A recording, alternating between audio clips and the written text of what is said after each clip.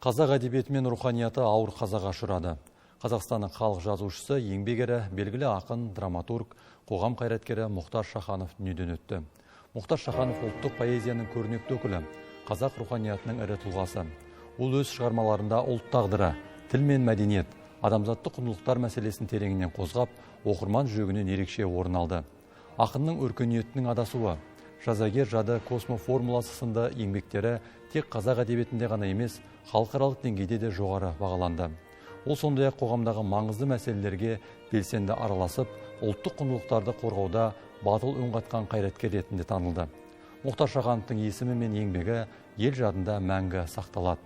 Оның бай мұрасы қазақ мәдениетінің алтын қорына айналды. Мемлекет басшысы, халық жазушысы, Қазақстанның еңбек ері Мұхтар Шахановтың отбасы мен жақын туыстарына көңіл айту жеделхатын жолдады. Мұхтар Шаханов бар ғимаратты ғұмырын қастерлі сөз өнеріне арнап, қазақ поэзиясын жаңа белеске көтерген, төл әдебиетіміз бен мәдениетіміздің көкжиегін кеңейтуге елеулі үлес қосқан қоғамымыздың тұғырлы тұлғасы еді. Әрқашан тіл жанашыр ретінде игілікті істердің бастауында болды.